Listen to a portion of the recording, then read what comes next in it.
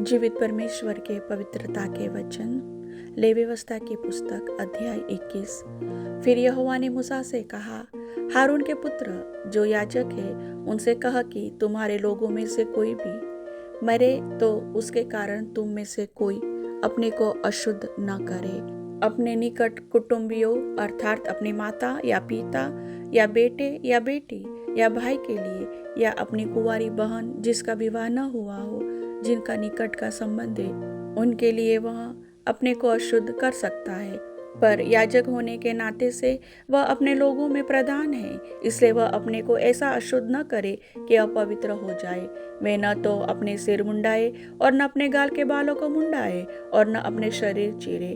वे अपने परमेश्वर के लिए पवित्र बने रहे और अपने परमेश्वर का नाम अपवित्र न करे, क्योंकि वे यहोवा के हव्य को जो उनके परमेश्वर का भोजन है चढ़ाया करते हैं। इस कारण वे पवित्र बने रहे। वे वेश्या या भ्रष्टा को ब्याह न ले और न त्यागी हुई को ब्याह ले, क्योंकि याजक अपने परमेश्वर के लिए पवित्र होता है।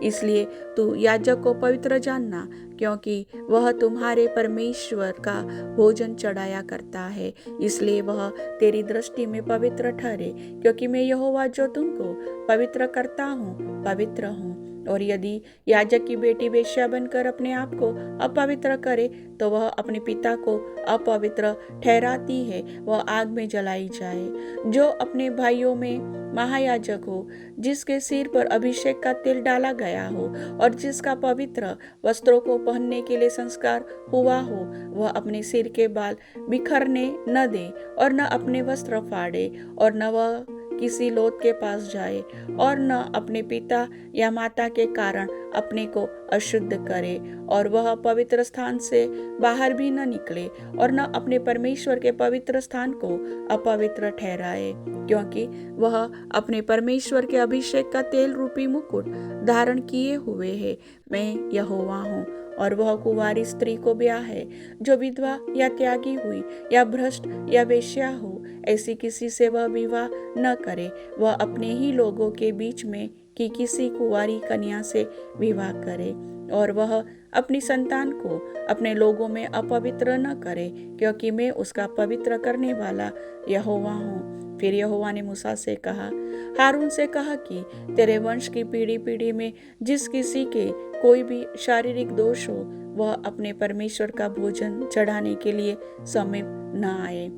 कोई क्यों न हो जिसमें दोष हो, वह समीप न आए, चाहे वह अंधा हो, चाहे लंगड़ा, चाहे नक चपटा हो, चाहे उसके कुछ अधिक अंग हो, या उसका पाँव या हाथ टूटा हो, या वह कुबड़ा या बोना हो, या उसकी आंख में दोष हो, या उस मनुष्य के चाई या खुजली हो, या उसके अंड पिचके हो। हारून याजक के वंश में से जिस किसी में कोई भी शारीरिक दोष हो, वह यहोवा के हव्य चढ़ाने के लिए समीप न आए। वह जो दोष युक्त है कभी भी अपने परमेश्वर का भोजन चढ़ाने के लिए समीप न आए।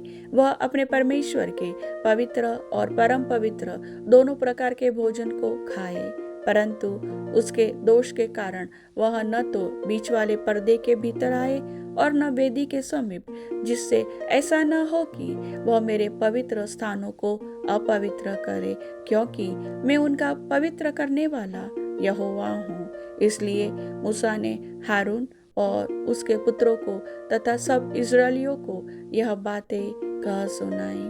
प्रभु वचन के सुनने वाले सभी भाई बहनों को आशीष दे। आमीन।